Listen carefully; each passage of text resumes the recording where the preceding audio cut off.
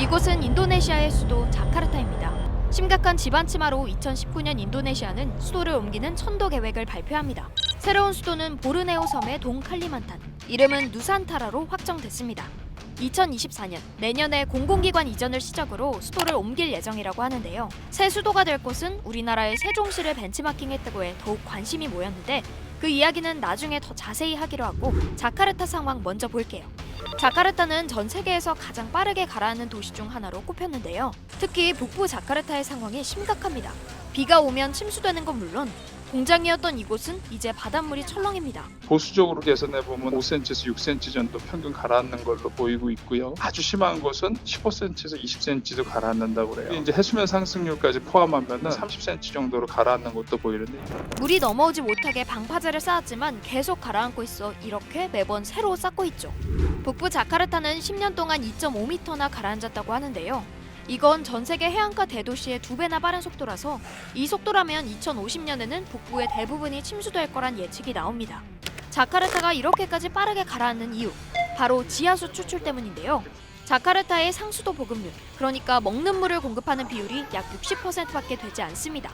우리나라의 경우 99.4%인데 물 공급이 원활하지 않다는 게 비교가 되죠. 나머지 40%는 지하수에 의존한다는 거죠. 그런데 여기에 지하수 추출을 제한하는 규제 정책이 없어서 땅에 있는 지하수를 뽑아 쓰는 곳이 많아졌고 그 결과 땅이 계속 가라앉게 된 겁니다. 아무래도 지하수 사용하는 거는 실제로는 다 통계를 내기 쉽지 않죠. 상당히 많은 그 지하수를 집중적으로 사용을 하고 있는 것 같아요. 사실 수도를 옮기려는 가장 큰 이유가 지반 침하긴 하지만 인구 과밀도 문제입니다. 인도네시아의 인구는 2억 7천만 명으로 세계 랭킹 4위입니다. 그중 절반 이상인 약 1억 5천만 명이 수도 자카르타의 자바섬에 몰려 있는데요. 도시가 발전하면서 사람이 빠른 속도로 모였는데 인프라 구축이 제대로 되지 않은 상태에서 몰리다 보니 상하수도 공급도 안 되고 쓰레기 처리도 교통 상태도 과부하가 걸릴 수밖에 없었죠. 시내 차량의 평균 속도가 10km라는데 이 정도면 교통체증이 정말 심각하죠. 이런 복합적인 상황이 인도네시아가 천도를 결정하게 된 이유입니다. 인도네시아는 2024년 공공기관 이전과 함께 인구 150만 명 이주를 완성하겠다고 밝혔는데요. 우리나라 세종시처럼 새 수도는 행정 중심 도시로 만들겠다는 게 정부의 계획입니다. 그래서 한국토지주택공사가 공무원 주택건설을 수주하고 한국수자원공사가 상수도 구축 사업을 맡는 등 우리나라 관련 부처와 기업들이 개발 계획에 참여하고 있는데요. 2045년 완공을 목표로 하는 수도 이전 프로젝트.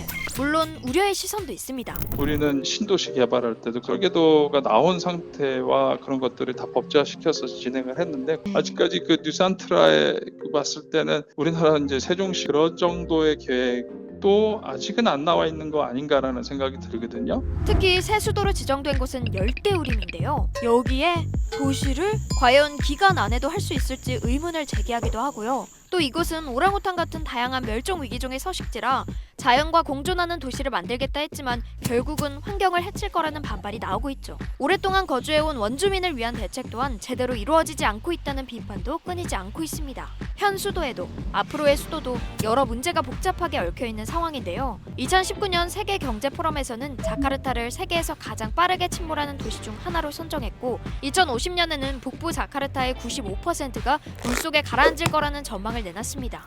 기존 수도인 자카르타는 방파제와 상수도 시설을 확충하고 지하수 추출을 규제하는 정책을 펼치는 등 지반 침하 속도를 늦출 계획이라고 하는데요. 인도네시아의 핵심 지역 자카르타, 침수되지 않고 잘 살아남아 대도시 명맥을 유지할 수 있을까요? 또 누산타라는 인도네시아의 새 수도로 잘 자리 잡을 수 있을까요? 오늘 얘기는 여기까지고요. 다음에 더 재미있는 나라밖 소식으로 다시 찾아오겠습니다.